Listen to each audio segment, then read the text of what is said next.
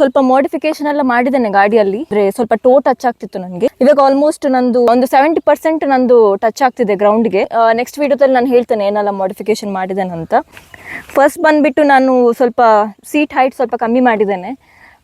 ಅದನ್ನು ನಾನು ನಿಮಗೆ ವಿಡಿಯೋ ತೋರಿಸ್ತೇನೆ ಯಾವ ಥರ ಕಮ್ಮಿ ಮಾಡಿದೆ ಅಂತ. ಕ್ರ್ಯಾಶ್ ಗಾರ್ಡ್ ಕೂಡ ಹಾಕಿದ್ದೇನೆ.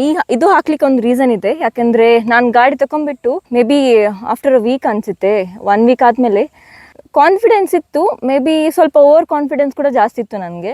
ಅಂದರೆ ಬಿಡ್ತೇನೆ, ನನಗೆ ಆಗುತ್ತೆ ಅಂತ. ದಿನ ಏನಾಯ್ತು ಅಂದರೆ ಪೆಟ್ರೋಲ್ ಹಾಕ್ಲಿಕ್ಕೆ ಅಂತ ಹೋಗಿದ್ದು ನಾವು ಆ್ಯಕ್ಚುಲಿ. ಸೊ ಪೆಟ್ರೋಲ್ ಹಾಕಿ ವಾಪಸ್ ಬರಬೇಕಾದ್ರೆ ಸಿಗ್ನಲ್ ಇತ್ತು. ಸಿಗ್ನಲಲ್ಲಿ ಟರ್ನ್ ಮಾಡಬೇಕಾದ್ರೆ ಏನು ಮಿಸ್ಟೇಕ್ ಮಾಡಿದೆ ಅಂದರೆ ಫಸ್ಟ್ ಗೇರಲ್ಲಿತ್ತು ಗಾಡಿ.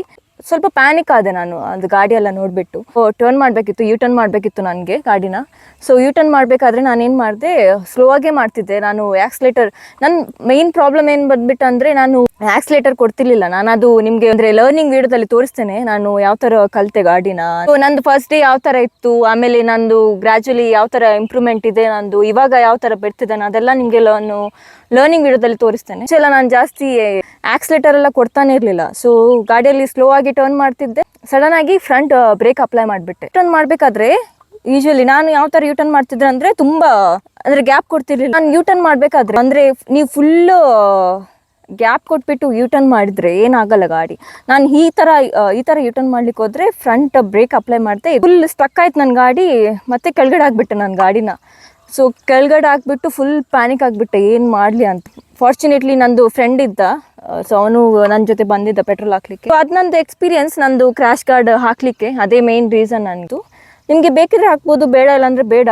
ಅಷ್ಟೇನು ನಿಮಗೆ ಯೂಸ್ ಆಗಲ್ಲ ಕ್ರ್ಯಾಶ್ ಗಾರ್ಡ್. ಬಟ್ ನನಗೆ ಸ್ವಲ್ಪ ಸೇಫ್ಟಿಗೆ ಇರಲಿ ಅಂತ ಅನಿಸ್ತು, ಅದಕ್ಕೆ ನಾನು ಕ್ರ್ಯಾಶ್ ಗಾರ್ಡ್ ಹಾಕಿ. ಒಂದು ಸೀಟ್ ಹೈಟ್ ನಾನು ಸ್ವಲ್ಪ ಸಾಫ್ಟ್ ಆಗಿರೋ ಕುಷನ್ ಹಾಕಿದ್ದೇನೆ. ಮತ್ತು ಸ್ವಲ್ಪ ಹೈಟ್ ಕೂಡ ಸ್ವಲ್ಪ ಕಮ್ಮಿ ಬರುತ್ತೆ ನನಗೆ. ಒಂದು ಸ್ವಲ್ಪ ಗ್ರೌಂಡ್ಗೆ ರೀಚ್ ಆಗುತ್ತೆ. ಈಗ ನನ್ನ ಕಾಲು ಸ್ವಲ್ಪ ಜಾಸ್ತಿ. ಸಸ್ಪೆನ್ಷನ್ ಸ್ವಲ್ಪ ಸಾಫ್ಟ್ ಮಾಡಿದ್ದೇನೆ, ಯಾಕೆಂದರೆ ಒಂದು ಸ್ವಲ್ಪ ಗಾಡಿ ಹೈಟ್ ಸ್ವಲ್ಪ ರಿಡ್ಯೂಸ್ ಆಗಲಿ ಅಂತ ಸಸ್ಪೆನ್ಷನ್ ಸಾಫ್ಟ್ ಮಾಡಿದ್ದೇನೆ.